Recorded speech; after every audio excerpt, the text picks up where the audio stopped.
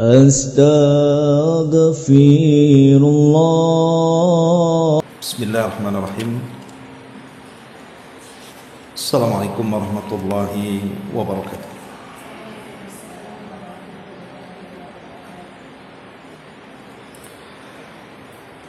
Alhamdulillah wassalatu wassalamu ala Rasulillah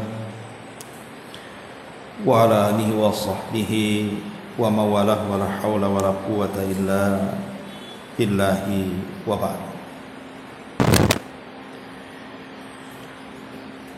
Alhamdulillah, di pagi menjelang siang ini kita bisa meneruskan kajian kita membahas kitab Umdatul Ahkam, kumpulan hadis-hadis Nabi SAW yang khusus diriwayatkan Bukhari Muslim,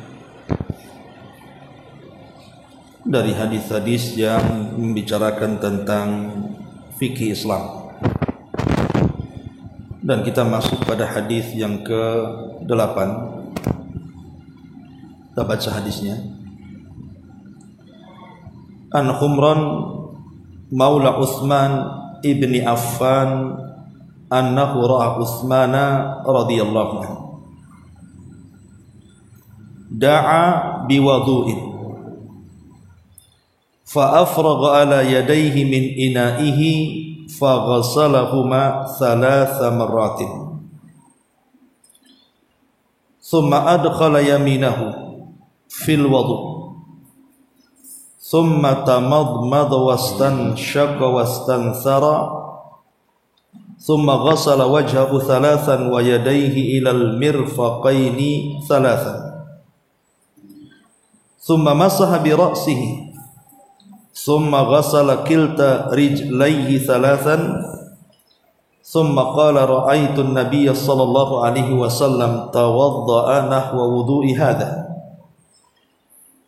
وقال من توضأ نحو وضوء هذا ثم صلى ركعتين لا يحدث فيهما نفسه غفر الله ما تقدم من ذنبه. Dari Humran, mantan budaknya Utsman ibn Affan radhiyallahu anhu, dia melihat Utsman meminta air wudhu, lantas menuangkan air tersebut dari wadahnya pada kedua telapak tangannya, sekaligus membasuh kedua tangannya 3 kali. Beliau lantas mencelupkan tangan kanannya ke dalam air tersebut, kemudian berkumur-kumur memasukkan air ke dalam hidung dan mengeluarkannya. Lalu beliau membasuh wajahnya 3 kali, kemudian membasuh kedua tangannya sampai kepada kedua sikutnya 3 kali, lantas mengusap kepalanya. Setelah itu beliau membasuh kedua kakinya 3 kali, kemudian mengatakan, aku melihat Nabi SAW berwudu seperti wuduku ini. Lantas beliau bersabda, barang siapa yang berwudu seperti wuduku ini, kemudian mengerjakan salat 2 rakaat dan mengerjakannya dengan penuh kekhusyuan, maka Allah akan mengampuni dosa-dosanya yang telah berlalu.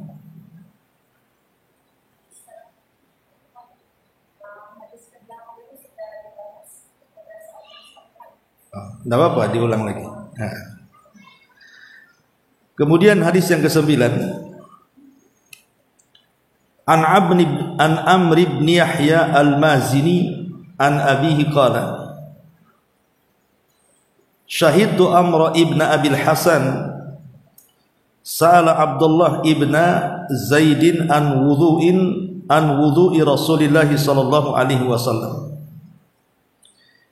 fada'a bitaurin min ma'in fatawadda'a lahum wudu'a Rasulillah sallallahu alaihi wasallam fa'aqfa'a ala yadayhi min at-tawri faghassala yadayhi thalathan thumma adkhala yadayhi fit tawri famadmadha wastansaq wastanthara thalathan bi thalathi ghurafin thumma adkhala yadahu fit tawri faghasala wajhahu thalathan thumma adkhala yadahu faghasalahuma marrataini ila al-mirfaqaini thumma adkhala yadahu famasaha bihima ra'sahu فأقبل بهما وأدبر مرة واحدة ثم غسل رجليه وفي رواية بدأ بمقدم رأسه حتى ذهب بهما إلى قفاه ثم ردهما حتى رجع إلى المكان الذي بدأ منه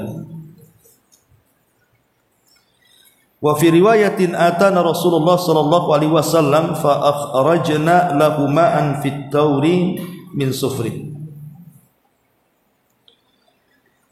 Dari Amr ibn Yahya al-Mazini, beliau berkata dari bapaknya bahwa dia mengatakan, aku menyaksikan Amr ibn Abi al-Hasan bertanya kepada Abdullah ibn Zaid tentang tata cara wudu Nabi sallallahu alaihi wasallam.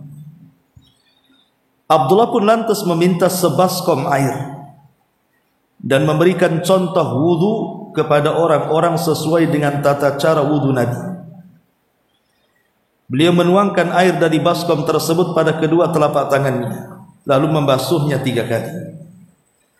Lantas mencelupkan kedua tangannya ke dalam baskom tersebut, lalu ia berkumur-kumur memasukkan air ke hidung dan mengeluarkannya 3 kali, menggunakan 3 cidukan tangan. Beliau lantas mencelupkan tangannya ke dalam baskom tersebut dan membasuh wajahnya 3 kali. Lalu beliau mencelupkan tangannya ke dalam baskom lagi dan membasuh tangannya sampai ke sikunya sebanyak 2 kali. Kemudian mencelupkan tangannya dan menggunakan untuk mengusap kepala sekali dari baskom ke depan dan kembali dari depan ke belakang. Lalu beliau membasuh kedua kakinya. Dalam riwayat, beliau mengusapkan kedua tangannya dari bagian depan sampai tengkuk dan mengembalikan lagi pada posisi awal di mana beliau mulai mengusapkan kedua tangannya. Dalam riwayat, Rasul mendatangi kami lantas menyediakan air dalam baskom dari kuningan untuk beliau. Baik, masyarakat muslimat yang dimuliakan Allah Azza wa Jalla, hadis ini atau 2 hadis ini adalah 2 hadis yang paling lengkap yang berbicara tentang tata cara wudu Nabi. Inilah 2 hadis yang paling lengkap dari seluruh hadis Nabi sallallahu alaihi wasallam yang bicara tentang tata cara wudu Nabi sallallahu alaihi wasallam.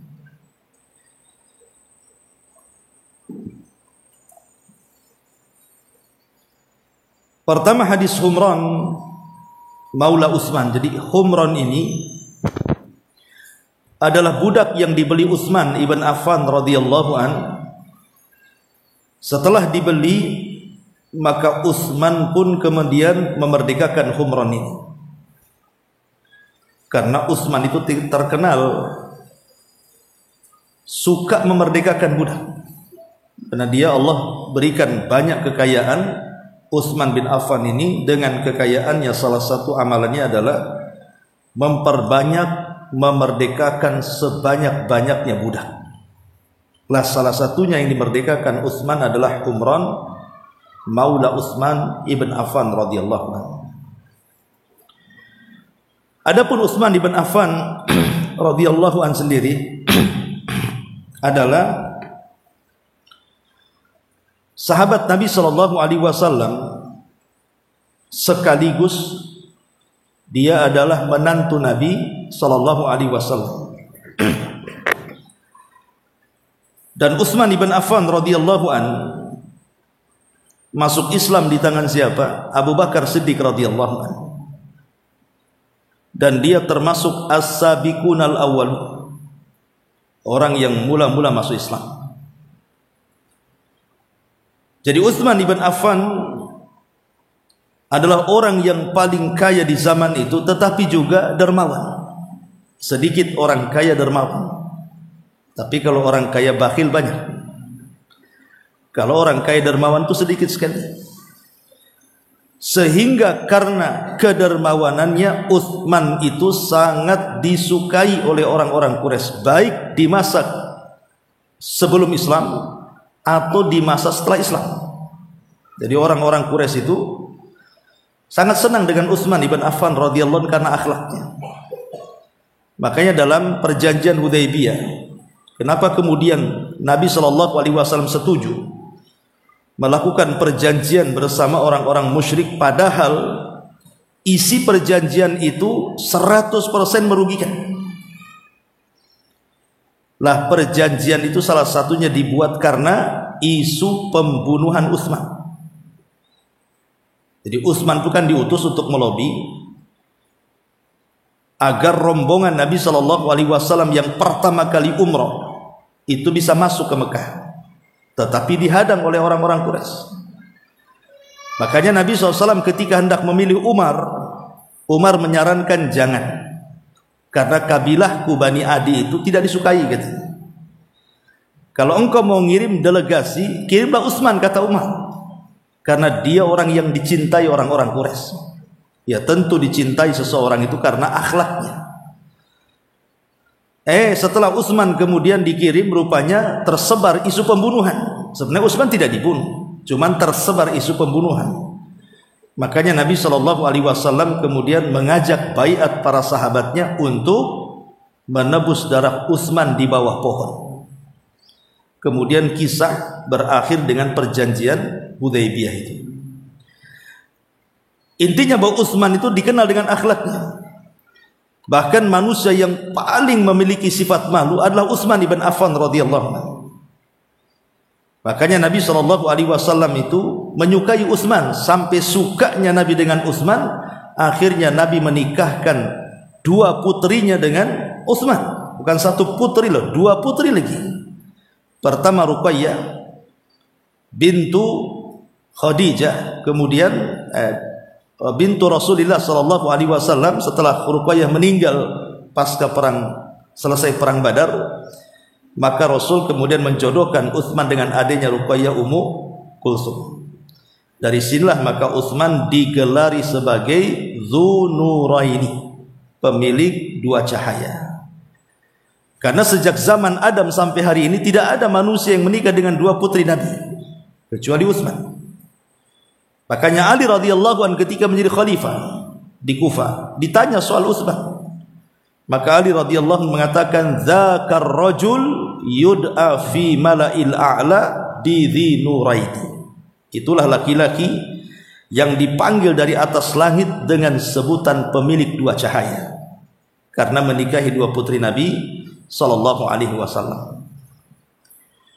Lah Utsman sendiri adalah khalifah yang ketiga setelah Abu Bakar kemudian Umar, dan dialah khalifah terlama yang berkuasa di hadapan kaum muslimin. Dan di zamannya inilah adalah zaman yang sangat makmur, yang tidak pernah seorang khalifah pun memimpin sebuah negara semakmur Utsman bin Affan radhiyallahu anhu.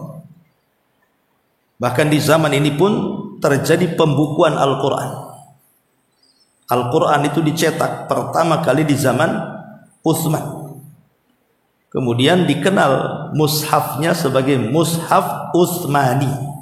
Yang ibu pegang Quran itu, itulah cetakannya di zaman Utsman.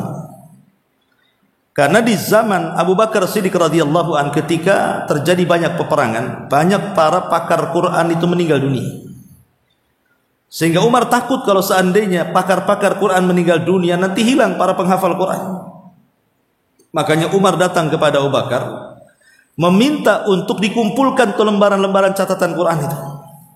Abu Bakar awalnya tak mau, karena hal ini tidak pernah dilakukan Nabi masalahnya. Tetapi lama-lama dibukakan hatinya, akhirnya dikumpulkanlah semua yang punya catatan wahyu, tolong kumpulkan. Akhirnya dikumpulkan, tapi belum disusun, hanya dikumpulkan gitu saja. Kemudian Abu Bakar meninggal dunia di zaman Umar, akhirnya kemudian disimpanlah catatan yang sudah dikumpulkan itu. Kemudian Umar meninggal dunia, kemudian catatan itu disimpan oleh Hafsah. lah di saat Utsman bin Affan berkuasa itu terjadi perdebatan soal Quran. Ketika terjadi peperangan, sebagian para sahabat berdebat soal lafaz-lafaz dalam Quran, seperti namanya innallaha azizun hakim, innallaha huwal azizul hakim. Apakah ada huwanya atau tidak? Jadi ada yang membaca innallaha huwal azizul hakim, ada yang mengatakan innallaha azizul hakim. Berdebatlah soal huwa dan soal bacaan-bacaan yang lainnya, hampir mau perang gara-gara itu. Akhirnya kemudian sampailah berita ini kepada Utsman ibn Affan. Dari sinilah kemudian Utsman ibn Affan menyeleksi setiap bacaan yang disepakati dengan bacaan yang tidak disepakati, bacaan yang terakhir dibaca Nabi dan bacaan yang dibaca Nabi di awal-awal. Maka bacaan-bacaan yang sifatnya syadz, yang tidak disepakati dikumpulkan, dan yang sepakati dikumpulkan.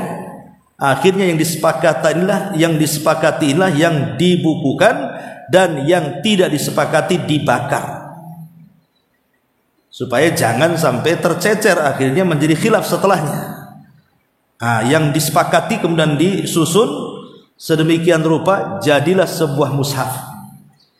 Kemudian dicetak beberapa mushaf, kemudian diletakkan di Syam satu, di Kufah satu, di Yaman satu, di Madinah satu, di Mekah satu, kan gitu. Yang kemudian mushafnya dikenal mushaf Utsmani sampai hari ini. Itulah mushaf Utsmani, mushafnya imam. Artinya bahwa Utsman ini banyak jasanya dalam Islam tuh. Tapi sayang kemudian dia dibunuh sesuai dengan sabda Nabi SAW. Dia dibunuh dengan cara sadis oleh orang-orang Khawarij Sabaiyah. Dan dia sedang membaca Quran, dia sedang berpuasa lagi, dan dia bersabar dan mengharap pahala Allah atas kematiannya. Radhiyallahu an wa radu'an. Itulah Utsman ibn Affan, biografi singkat dari beliau. Lalu Humran ini pernah melihat Utsman meminta kepadanya wadu. Dalam bahasa Arab itu ada wudu, ada wadu. Ya, kalau wudu itu perbuatannya, kalau wadu itu bendanya, airnya. Jadi bahasa Arab itu beda ya, beda sedikit harokatnya, beda makna tuh. Kalau wudu perbuatannya, kalau wadu ya airnya, gitu ya. Seperti mamanya sahur dengan suhur. Kalau suhur ya perbuatannya, kalau sahur yaitu makanannya yang kita makan itu. Sama dengan wadu dan wudu. Kalau wadu perbuatannya, kalau wudu airnya. Nah di sini Utsman ibn Affan radhiyallahu anhu mencontohkan, dan ini bentuk daripada semangatnya para sahabat untuk berlomba-lomba menyampaikan ilmu. Dan harusnya juga kita demikian. Jadi ibu kalau habis ngaji kemudian dapat faedah ilmu dari para asatidz, sampaikan juga di luar. Sampaikan kepada keluarga, sampaikan kepada tetangga, sampaikan kepada kerabat dekat, teman-teman, dan siapapun yang berhajat kepada dakwah dan ilmu. Karena di sini Humran Maula Utsman ibn Affan ini menceritakan tentang wudunya Rasul lewat Utsman ibn Affan. Dan di sini juga menunjukkan keikhlasan Utsman ibn Affan mau menyampaikan apa yang dilihat dia saat wudunya Nabi SAW. Jadi yang sifatnya praktek ini kan mudah diingat. Jadi ibu kalau mau berdakwah mengenai tentang sholat, tentang wudu yang sifatnya ada prakteknya gitu ya, maka dengan praktek itu biasanya orang mudah sekali untuk mencerna, menghafal, dan mengamalkannya. Nah, makanya di sini dipraktekkan, begini loh cara wudu Nabi. Kata Humran Maula Utsman saat dia melihat Utsman meminta air kemudian melakukan wudu yang wudunya persis seperti wudu Nabi sallallahu alaihi wasallam. Masyaallah muslimat yang dimuliakan Allah Subhanahu wa taala. Adapun kita ambil faedah dari hadis ini. Yang pertama, hadis ini disyariatkan mencuci kedua tangan 3 kali. Hadis ini mensyariatkan kepada kita sebelum wudu mencuci tangan 3 kali. Dan kalau dia melakukan setelah tidur malam, maka mencuci tangan sebelum berwudu itu hukumnya wajib menurut Hanabilah, menurut mazhab Ahmad.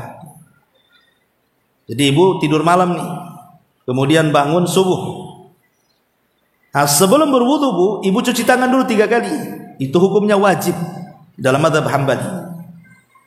Tetapi kalau selain daripada bangun tidur, maka sunnah saja hukumnya. Nah, di sini disunahkan sebelum berwudu mencuci kedua tangan 3 kali sebelum memasukkan kedua tangan ke dalam air wudu untuk berwudu. Jadi begini maksudnya bu, umpamanya ini ada baskom nih, ya. Jadi ibu jangan langsung memasukkan air wudu, tetapi ambil sedikit di luar baskom baru dicuci. Ambil lagi di luar baskom baru dicuci sampai 3 kali.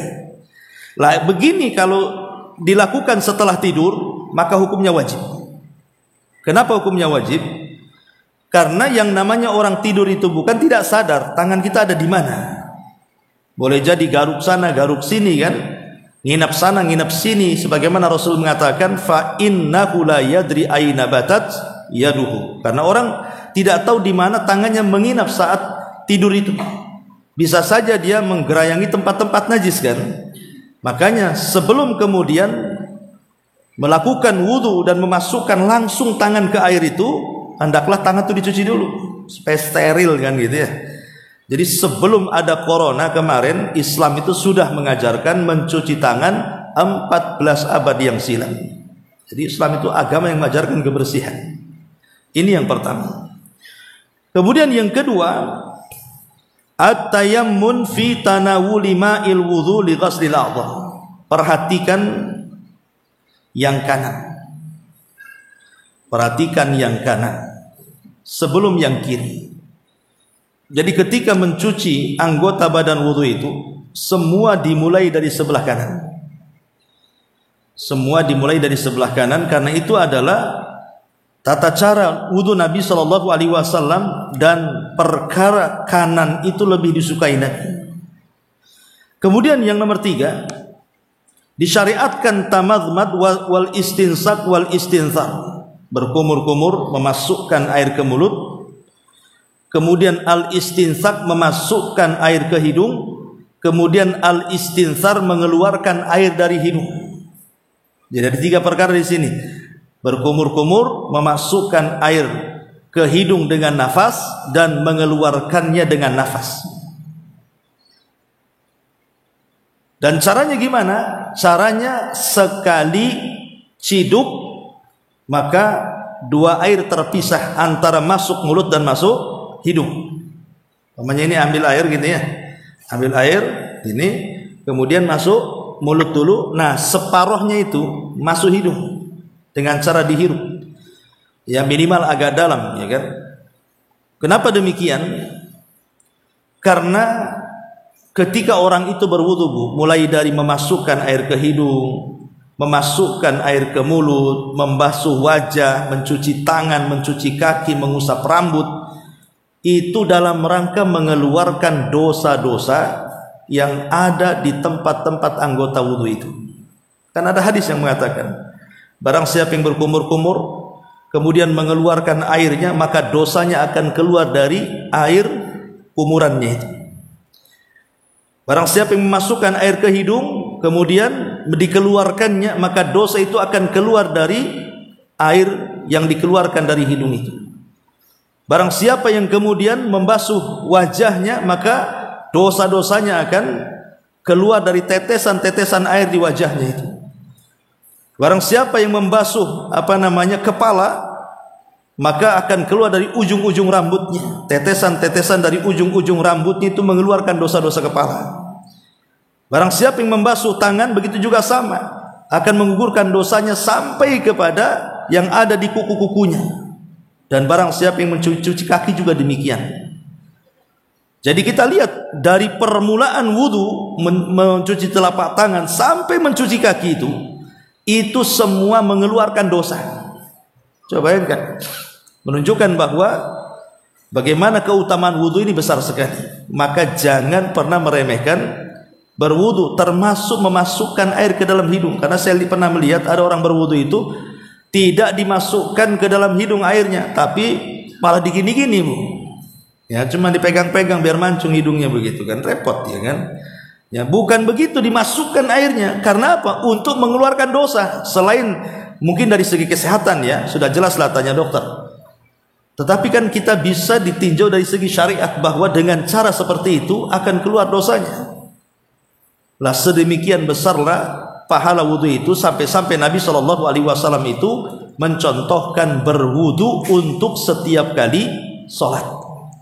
Ya, berwudu untuk setiap kali sholat. Jadi datang duhur wudu lagi, datang asar wudu lagi, datang maghrib wudu lagi, datang isya wudu lagi, datang subuh wudu lagi. Walaupun dia punya wudu, walaupun tidak batal. Pamannya habis duhur itu sudah wudu ya, wudu itu sudah wudu. Kemudian datang asar sebenarnya nggak batal, tetapi Nabi SAW wudu lagi dalam rangka tajdidul wudu, memperbaharui wudu. Kenapa coba diperbaharui? Karena tadi ya, setiap orang yang berwudu itu seluruh kesalahan dalam badannya itu keluar. Karena kan wudu mencakup semua anggota badan manusia dari kepala sampai kaki, itu masalahnya. Lah siapa di antara kita yang tidak melakukan dosa? Setiap hari kita melakukan dosa. Lah menggugurkannya itu dengan cara berwudu tuh. Ya, makanya kemudian di sini perhatikan juga tentang memasukkan air ke dalam hidung dan mengeluarkannya. Ya, ini juga di antara faedah yang ketiga. Kemudian faedah yang keempat, ghaslul wajhi thalathan, mencuci wajah 3 kali. Kemarin sudah dijelaskan mulai dari tumbuhnya rambut. Di sini tumbuh rambutnya, ini tumbuh rambut namanya ini. Nah, dari sini. Bagaimana kalau dia botak? Ya jangan lihat orang botak. Orang botak lihat kepada orang yang punya rambut. Jangan orang yang punya rambut melihat kepada orang botak, bingung kan? Jadi lihatlah orang yang punya rambut, kira-kira tempat tumbuhnya rambut di kepala itu sebelah mana umumnya. Nah, mulai dari sini kan, umumnya di sini, ya. Kemudian sampai kepada dakan di sini. Sampai kepada dakan, tempat tumbuhnya janggut kalau laki-laki, ya. Ini apa namanya? Memanjang sifatnya ya, tapi kalau melebar gitu ya, maka disebutkan mulai daripada apa namanya, udhun ilal udhun, kuping ke kuping gitu ya. Jadi itulah wajah. Jadi wajah itu kita usap dari sini sampai ke daun telinga sini, terus pokoknya yang nampak kalau ibu ngaca itulah wajah. Belakang kan bukan wajah karena gak nampak, jadi tidak perlu sampai belakang. Kemudian juga yang nomor 5, disyariatkan mencuci kedua tangan sampai sikut, mirfaq tuh di sini, sampai sini ya. Jangan sampai di sini saja, sampai ujung bukan, sampai sini juga, ini ya, sampai bawah tak di situ. Kemudian juga masu jami'i ra'si marratan wahidatan, membasuh seluruh kepala 1 kali saja.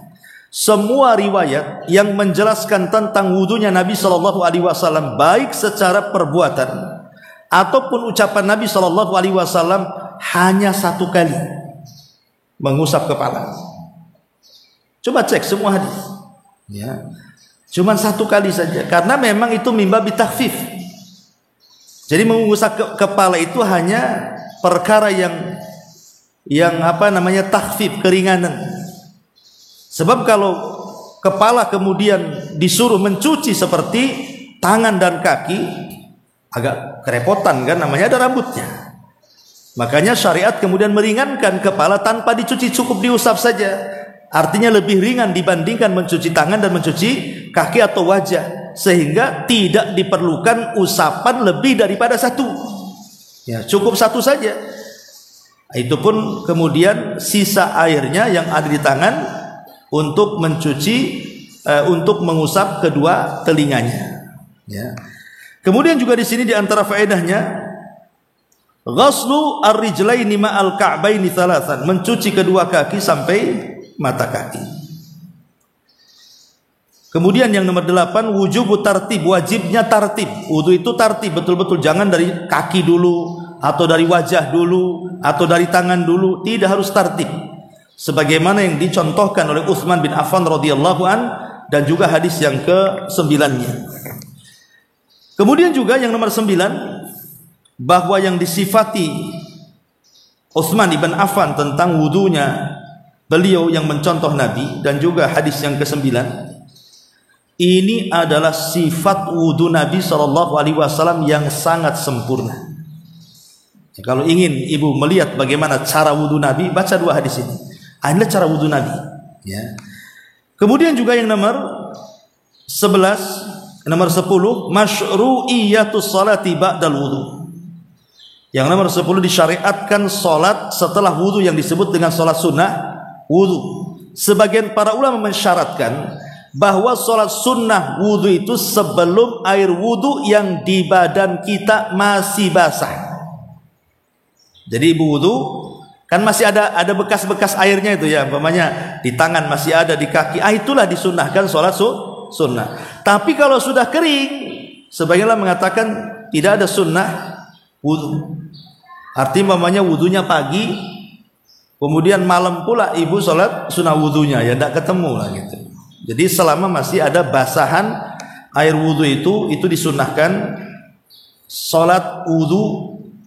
Dan pahalanya yang nomor 11, bahwa siapa yang antara wudu dengan salat,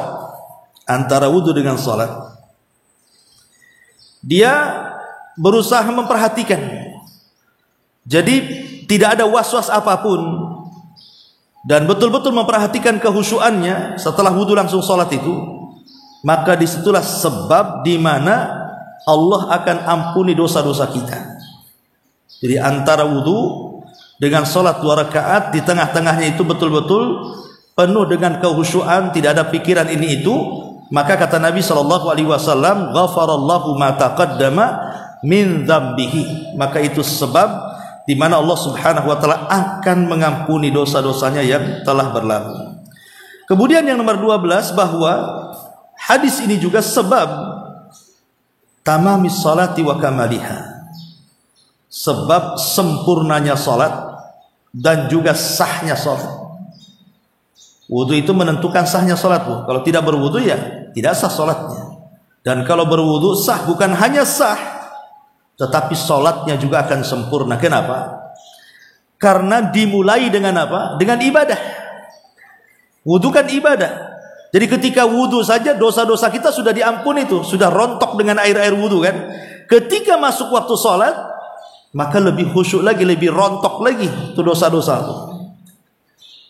Makanya kemudian kalau betul-betul orang itu sempurna wudunya, masuk ke dalam salat, maka dia akan merasakan khusyuknya salat. Karena dosa yang mempengaruhi orang itu tidak khusyuk salat itu kan dosa sebenarnya. Dosa itu membawa ketidakkhusyuan orang ibadah. Dosa itulah yang membawa orang tidak tenang hidup. Nah kalau dosanya roboh, rontok, hilang, gugur gitu ya, maka timbullah ketenangan. Makanya kalau wudunya benar, maka dia akan merasakan lezatnya salat. Kemudian juga yang nomor 12, fadilatul wudu kamil wa annahu sababun li ghufranidz dzunub. Bahwa kalau ibu melakukan wudu secara sempurna, maka ini sebab di antara sebab-sebab diampuni dosa-dosa. Dan yang terakhir, anna thawabal mau'ud bihi yatarattab ala majmu'il amrayni wa huma al-wudu ala nahwi al-madhkur wa salatu rak'ataini ba'dahu ala sifatil madhkur. Bahwa pahala yang dijanjikan yang sangat besar itu kalau terkumpul 2 perkara. Pertama wudu, dan yang kedua salat 2 rakaat, salat sunnah wudu. Ini diantara faedah hadis ini, hadis Utsman ibn Affan radhiyallahu anhu. Masyarul muslimat yang dimuliakan Allah Subhanahu wa taala. Dan perlu ibu ketahui di sini dalam 2 riwayat ini Nabi SAW memerintahkan kita untuk mengulang 3 kali. Maka kalimat 3 kali ini adalah kalimat maksimal dalam pembasuhan.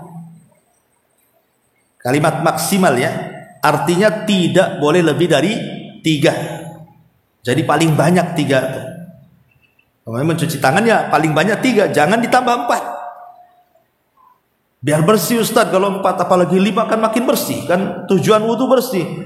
Tidak.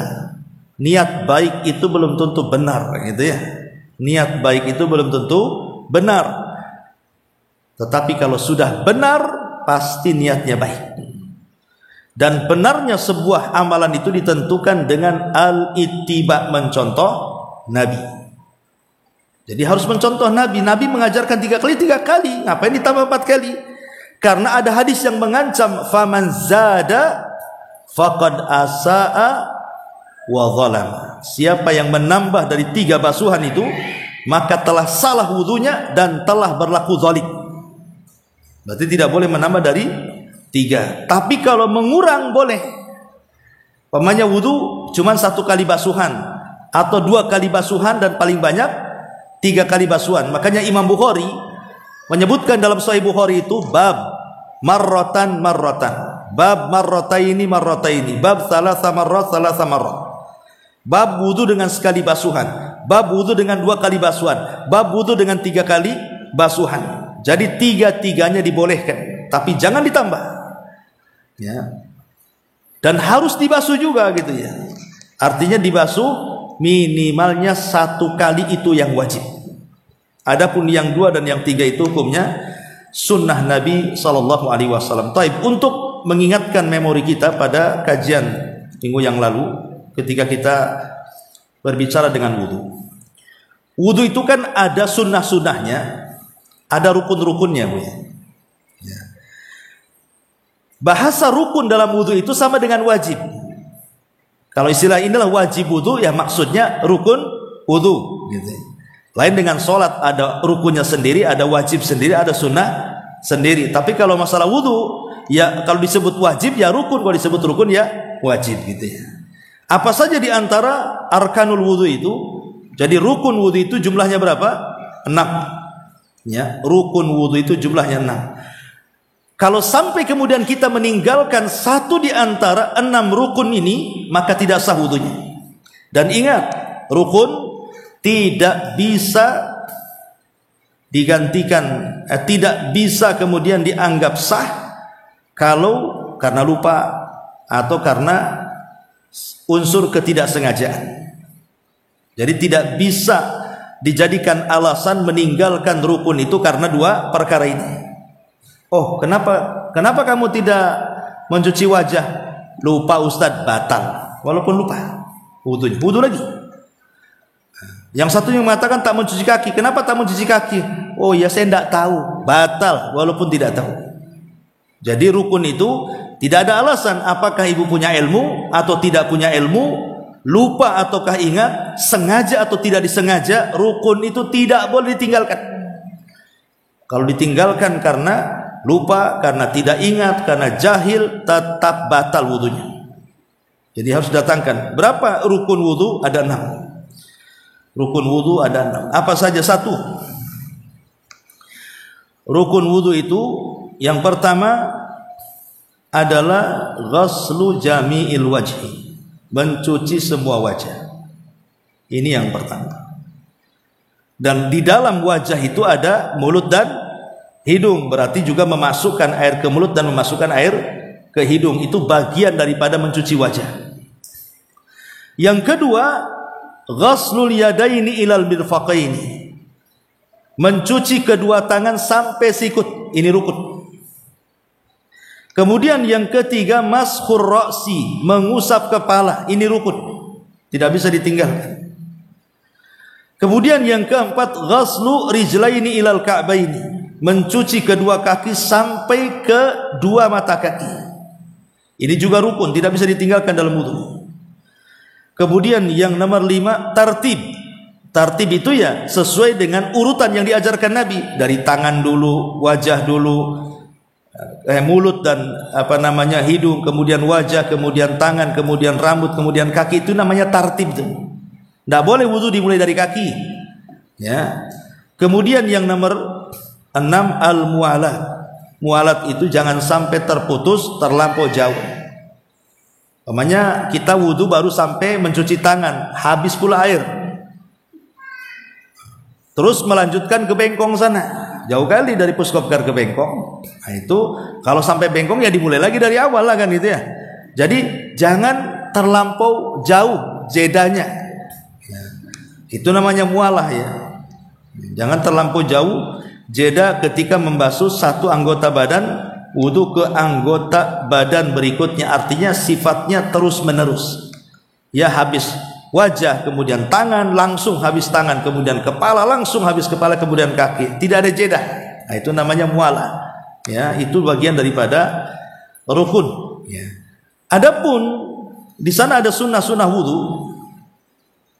Kalau yang 6 ini rukun ya, tidak bisa ditinggalkan. Tapi kalau sunnah wudu ini bisa ditinggalkan, gak ada masalah. Kalaupun ibu tidak melakukannya, sah wudunya. Apa saja? Yang pertama, sunnah wudu itu ya bersiwak. Bersiwak sebelum berwudu. Kemudian mencuci kedua telapak tangan. Sebelum berwudu kita cuci kedua telapak tangan kan. Dan tadi saya katakan kalau habis bangun tidur menurut mazhab Hambali sunnah ya. Wajib, tapi menurut mazhab yang lain sunnah ya. Tapi kalau tidak dari bangun tidur kita cuci tangan 3 kali, itu sunnah saja. Maka kalaupun langsung ibu umpamanya ngambil air, memasukkan air ke mulut, sah-sah saja wudunya. Umpamanya ibu tidak pakai mukodimah cuci tangan, enggak, langsung aja ambil air langsung ke mulut gitu ya, mencuci wajah, sah-sah. Karena yang penting kan rukunnya itu. Ya, kalau mencuci tangan kan sunnah, ditinggalkan pun tidak ada masalah, dikerjakan dapat pahala. Kemudian bagi laki-laki menyela-nyela janggut begini ya, menyela-nyela janggut, enggak di sela-sela pun sah-sah saja. Karena yang penting wajah sudah diusap sampai dakon. Di sini kan ada yang punya janggut lebat gitu. Jadi menyela-nyela janggut itu sunnah. Kalaupun tidak dikerjakan sah wudunya. Ya. Termasuk juga tayamun, memulai dari yang kanan. Seandainya ibu buat kanan kiri sah nggak apa-apa. Karena memulai dengan kanan itu sunnah. Atau ibu dari kiri dulu ke kanan. Ya, sah-sah saja, tetapi kan menyelisih sunnah karena Rasul itu suka dari yang kanan. Ya. Karena ada juga seorang ustazah di televisi itu yang betul itu wudu katanya kanan kiri katanya kan. Nah, ini enggak membahas hadis Nabi tentang masalah kanan. Nabi sallallahu alaihi wasallam yujibuhu at-tayammum. Rasul itu suka yang kanan-kanan dulu. Ya maksudnya kalau membasuh tangan ya kanan aja 3 kali dulu, baru kiri 3 kali, itu yang benar gitu ya. Ini mah enggak ngasih fatwa di televisi itu yang benar wudu Nabi itu kanan kiri. Ini enak sekali dia berfatwa ya kan. Nah, jadi enggak begitu caranya. Kanan dulu selesaikan, baru kiri diselesaikan ya. Kemudian juga tambahan dari 1 basuhan menjadi 2 basuhan atau menjadi 3 basuhan itu sunnah. Artinya kalau ibu berwudu 1 kali basuhan saja sudah dianggap sah wudunya. Tidak mesti harus 2 atau 3 kali basuhan, itu sunnah Nabi sallallahu alaihi wasallam. Termasuk juga sunnah doa setelah wudu, asyhadu an la ilaha illallah wahdahu la syarikalah wa asyhadu anna muhammadan abduhu wa rasuluh. Allahumma ij'alni minat tawwabin waj'alni minal mutatahhirin. Allahumma bihamdika asyhadu an la ilaha illa anta astaghfiruka wa atubu ilaihi. Dan banyak doa-doa yang diajarkan setelah wudu itu semua adalah sunnah. Artinya sunnah-sunnah ini kalau dikerjakan dapat pahala dan menyempurnakan wudu. Tapi kalau tidak dikerjakan, yang penting datangkan rukunnya, itu sudah dianggap sah. Ya, itu saja faedah daripada hadis yang kita baca dari hadis ke-8 dan juga ke-9. Taib sampai di sini. Kalau ada yang mau bertanya silakan.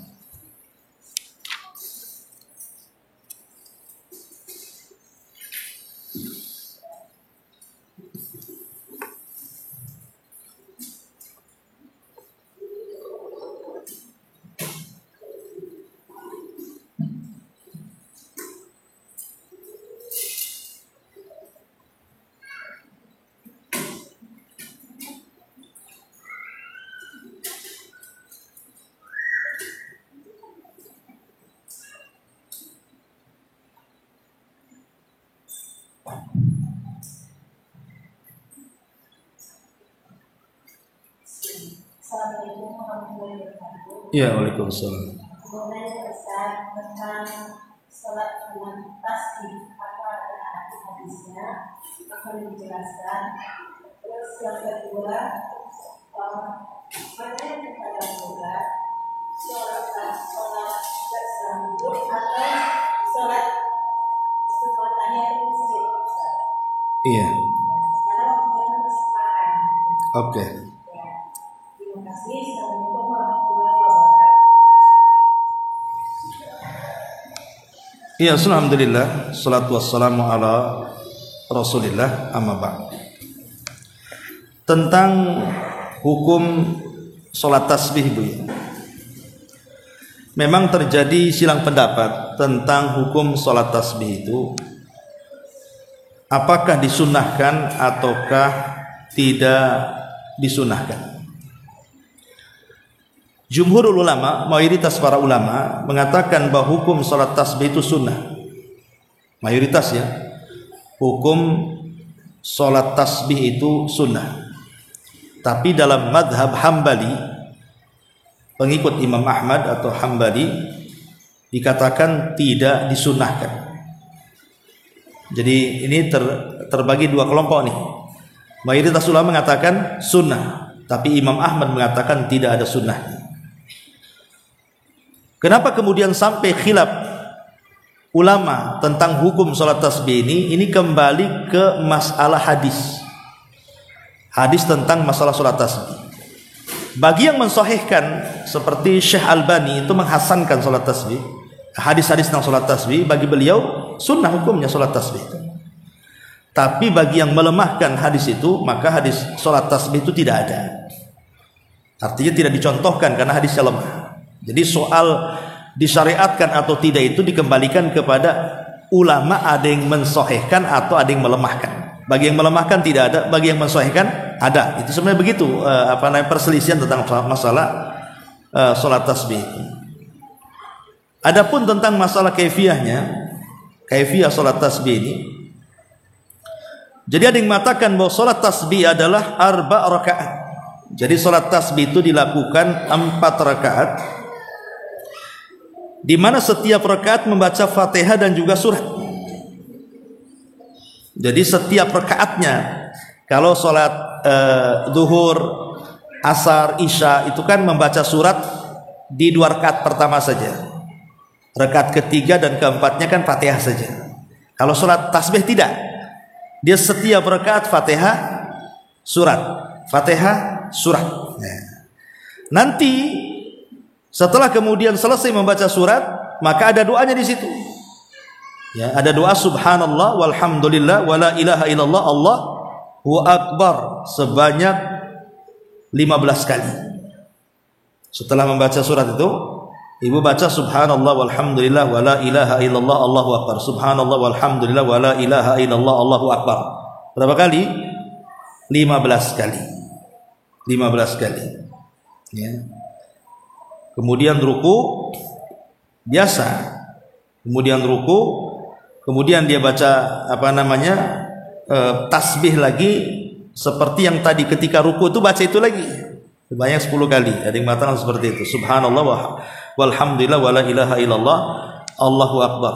Kemudian bangkit dari ruku ataupun i'tidal, baca itu lagi ya sebanyak 10 kali ketika i'tidal itu. Kemudian ketika sujud juga sama baca itu. Jadi bacaannya itu lebih kepada subhanallah walhamdulillah wala ilaha illallah Allahu akbar. Itu bagi yang menyunahkan begitu terus sampai selesai. Ya, jadi bacaannya itu yang paling banyak dilakukan. Ya, cuman tadi kalau saya pribadi saya cenderung hadisnya lemah. Kalau saya pribadi ya. Nah, tapi kalau bagi yang mengatakan hadis itu sahih dan ingin melaksanakan sholat tasbih, ya silahkan saja, tidak ada masalah, karena jumhur ulama juga ada yang berpendapat mustahab sunnah. Wallahu a'lam. Nah, yang satunya dari apa? Oh ya, mendahulukan tahiyatul masjid dengan sholat wudu. Ya tentu sholat sunnah wudu dulu. Kalau ibu ada waktu, maksudnya tidak tergesa-gesa, maka ibu boleh melaksanakan wudu dulu baru tahiyatul masjid. Karena kan kalau wudu ini nanti takut kering. wudunya yang ada di anggota badan kita itu. Jadi wudu dulu. Habis wudu baru tahiyatul masjid. Tapi kalau waktunya tidak ada, cuman hanya bisa melaksanakan 2 rakaat saja, milih mana? Maka milih salah satunya kemudian diniatkan 2 sholat.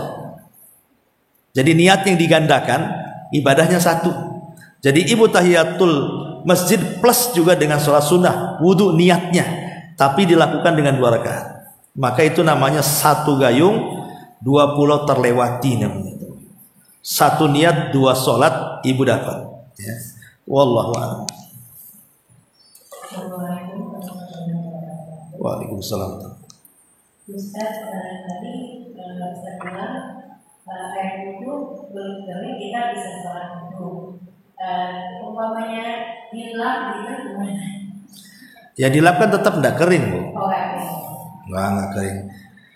Paling kering itu setelah beberapa menit setelahnya kan itu. Walaupun dilap itu kan masih ada bekas basahnya, biasanya nggak langsung kering. Makanya ada sebagian ulama mengatakan makruh hukum mengelap itu. Setelah itu biarkan aja lah tapi ada yang mengatakan boleh, tidak ada masalah.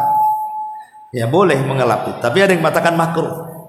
Alasannya apa? Karena kesalahan kita itu keluar dari air itu masalahnya. Nah, biarkan dia menetes mengeluarkan kesalahan kita itu. Wallahu a'lam. Iya. Tadi kan mengusap rambut ya, kepala, itu langsung ke telinga. Telinganya 3 kali atau 1 kali juga? 1 kali. 1 kali aja. Karena ada hadis mengatakan al-udhunani minar ra'si. 2 telinga itu bagian daripada kepala.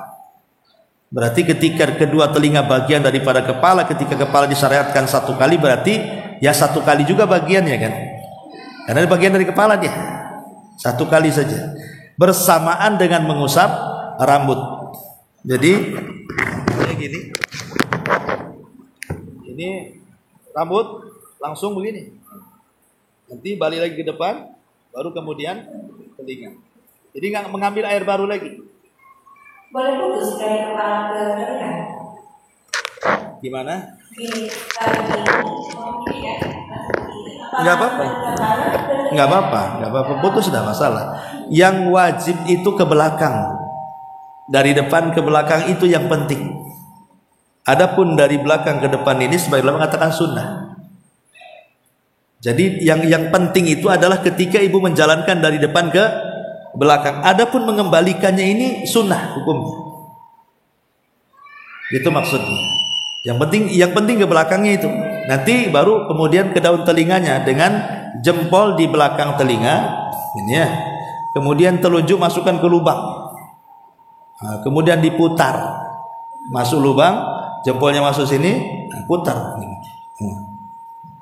Jadi bersih luar dalam itu namanya. Kalau gini, yang bersih ini aja, Bu. Ya. Wallahu a'lam.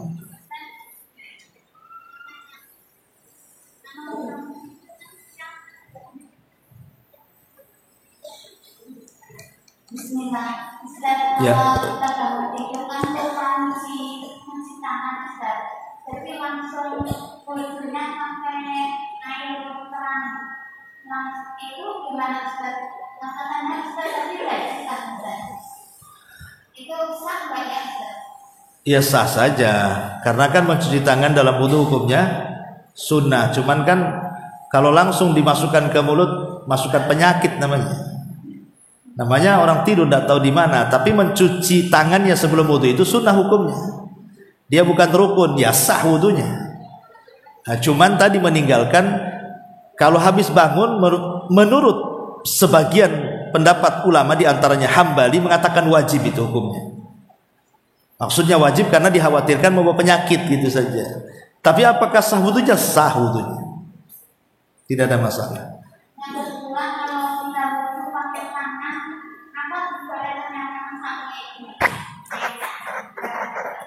Iya, wudhu menggunakan tangan kanan. Tangan kiri itu hanya untuk menopang saja. Pamannya ngambil air wudhu, ditopang air tangan kirinya. Tangan kanan yang penting bermain. Tangan kiri hanya untuk nopang saja. Dia begini. Nah, tetap tangan kanan walaupun memasukkan air ke mulut pun tangan kanan, tangan kiri itu yang dorong-dorong aja dia. Ibu gimana kalau gilirannya baca? Kan baca. Untuk baca kan harus Iya, tapi yang mengusap-usapkan tangan pamannya nih Bu, kita masukkan ke wajah gini. Yang gini ya, tangan kanannya bukan tangan kirinya. enggak dua-duanya ya, mainnya main satu ya. Ibu mau main dua gitu ya? Kiri kanan satu aja lah Bu tangan kanan. Ini masih jadi gini. Kan kalau kena semua katanya harus dua kan? Tidak. Yang bermain itu tangan kanan saja. Tangan kiri itu hanya bantu. Iya. Allah. Iya. Apakah ada larangan sholat tahiyatul masjid ketika azan berkumandang? Ketika azan berkumandang, sebaiknya tidak dilaksanakan tahiyatul masjid. Jadi dengarkan azan dulu. Ibu masuk masjid, mamanya pas ngaji di sini, masuk waktu maghrib atau waktu isya, jangan sholat tahiyatul masjid dulu. Tapi dengarkan azan dulu, supaya ibu dapat dua keutamaan. Keutamaan menjawab azan dan keutamaan tahiyatul masjid.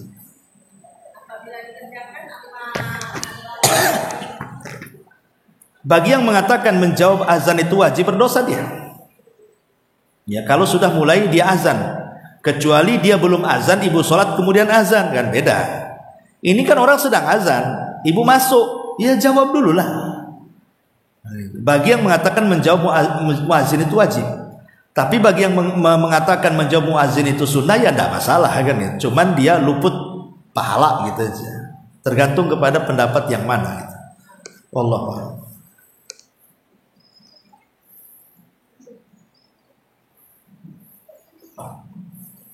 Ustaz tadi kan Ustaz mengatakan mengangkat adas kecil atau besar itu bisa dengan mencelupkan tangan ke ember gitu Ustaz ya. Nah kalau untuk mengangkat adas besar itu tangan mencelup ke ember itu air itu masih bisa dipakai untuk mengangkat adas besar atau tidak Ustaz? Iya, air itu tidak membuat najis Bu. Jadi ibu membicara soal air mustakmal sebenarnya. Apakah air mustakmal itu bisa digunakan atau tidak? Pendapat yang kuat bisa. Karena air itu tidak mungkin najis dengan sendirinya. Kecuali kalau berubah warna, rasa dan baunya dengan perubahan dari benda najis, baru tidak bisa digunakan. Tapi kalau seandainya, karena Nabi dengan Aisyah pernah mandi satu jolang. Aisyah junub, Nabi junub, dua-duanya junub. Berarti kan bekas mandinya Aisyah kena juga bekas mandi Nabi kan? Bekas Nabi dipakai juga Aisyah, adalah namanya satu bak gitu kan. Kecuali lain beda bak. Berarti air bekas wudhu orang masih bisa digunakan kita untuk berwudhu, atau air bekas mandi orang bisa kita gunakan untuk mandi gitu. Selama air itu tidak najis. Pamanya air bekas mandi orang nggak ada masalah. Pamanya bekas mandi suami atau istri kepada suami, tidak ada masalah, kecuali kalau suami berak di situ berubah warnanya kan, atau kencing di situ berubah warna. Ini ada buktinya nih. Maka masuk dalam kaidah air itu selama tidak berubah rasa, warna, bau, maka jangan dihukumi air najis, walaupun kecipratan najis. Kalau nggak ada yang merubahnya, berarti kan debit airnya lebih banyak dibandingkan najisnya, karena tidak merubah. Seperti di kolam renang, ibu kencing di situ di dalam kolam itu, nggak merubah apa-apa, karena airnya lebih banyak. Ya. Kecuali kalau kencingnya lebih banyak daripada airnya, ya tidak bisa. Itu udah jelas kan gitu ya, bisa merubah. Wallahu. Ustaz tadi kan sama dengan pemirsa yang salah ketika azan Ustaz. Nah, misalnya itu terjadi ketika subuhnya kesiangan, kan bangun subuh kesiangan, terus ketika salat witir itu udah azan, lebih baik kalau salat witir gimana Ustaz? Witir itu bisa diqadha Bu, bisa dilakukan setelah subuh bagi yang tidak pernah meninggalkan. Tapi kalau kadang witir, kadang enggak, kadang witir, ya namanya apa, ngapain diqadha? Waktu bangun aja nggak witir dia, apa gunanya diqadha? Itu bagi yang selalu mengerjakan.